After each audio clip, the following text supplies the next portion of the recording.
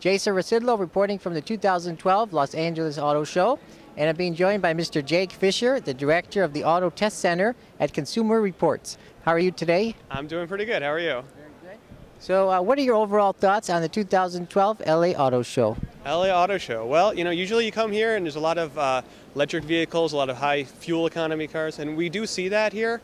But really what we're seeing more of is just traditional cars getting more fuel efficient. And that actually is more important, I think, than some low volume electric car. But to actually have mainstream vehicles cranking up the fuel efficiency, it's doing a lot more. All right, very good. Now, what are some of the vehicles here that you recommend consumers to buy?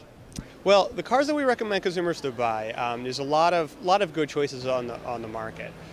When it comes to family sedans or SUVs, the thing about it is that if you look at our cars that we recommend, it's the cars that have kind of proven their track record.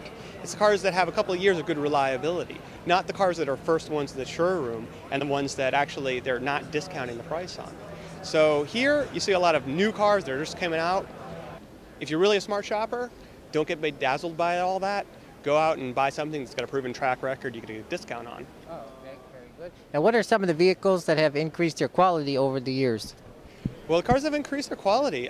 Some cars kind of came from the pits and have gotten a little bit better. A big surprise this year when we looked at our reliability data, Audi. And Audi traditionally was right at the bottom of the list. I mean, you go back 10, 20 years, bottom of the list, electrical problems, all different types of problems. This year, they seem to have worked out a lot of bugs, and now there's a really good choice for a lot of people to buy. All right, very good. Now, here in LA, I see a lot of foreign cars on the road. Do you think the big three are doing enough to get consumers excited? I think they are. I think they're back in a big way. I mean, a couple of years ago, they really weren't playing ball. Now they are. They're coming together in terms of reliability. They're coming ahead in terms of fuel economy, in terms of driving performance, interior quality. They're back in the game. Okay. Now, on my website, AmericaJR.com, we introduced the Chevy Spark, which will be coming out in a few minutes here. And what are your thoughts on it being GM's first EV since the EV1 project was scrapped? I've actually driven the EV1. That was actually kind of a fun car to drive. It was real quick. Well, it's interesting. It's going to be a car for a very limited market, just like the EV1. One of the interesting things about the Spark is that it's actually the performance version. For anyone who thought, and actually that's kind of sticking with what GM did before. The EV1 was a fast car. So if you get a normal gasoline-powered one, it's kind of a slug. You get the electric one, it's quick. All right, very good. Now, what are your thoughts on some of the other alternative energy vehicles here at the show? There's a lot of choices now in terms of alternative energy. There's a lot of electric cars that really have a very limited market. They really can go 80 miles or 90 miles. It's not the car for everybody.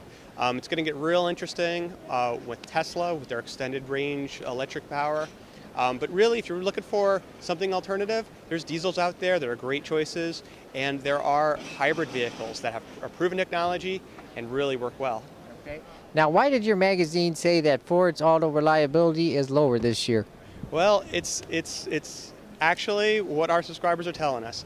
We do an annual questionnaire, and we have data for about 1.2 million vehicles. So a large amount of data coming in. It wasn't our judgment that we didn't figure out how to use the system or it broke on us. It was actually thousands and thousands of people telling us they had problems with them. Now, right over here, we have Cadillac not too far away. And what do you think about the Cadillac CUE system? Yes, it's kind of another My Ford touch. It is not good. It's very complex, a lot of problems. Now, I don't know if it's going to have problems in the field. What I'm talking about is the complexity of use. They made a lot of choices there that really aren't very wise choices. There's a lot of dazzle, but the function, it's problematic. Now, going back to your auto reliability, now why is Toyota sort of at the top? They're problem-free. We've got thousands and thousands of data points that come in and say they're not having problems with that car. And it's interesting, you're looking at Ford. Toyota and Lexus are not simple vehicles. Lexus actually, some of their high-end vehicles have very complex controls too. They have this mouse controller where you actually move it around. It's not totally intuitive. However, it doesn't fail. So they don't have the problems there, but also the complex controls is not helping them in our testing. All right. Any other final comments on the LA Auto Show? No, just excited to see what's next. Okay. Thanks so much for joining me today. You're welcome.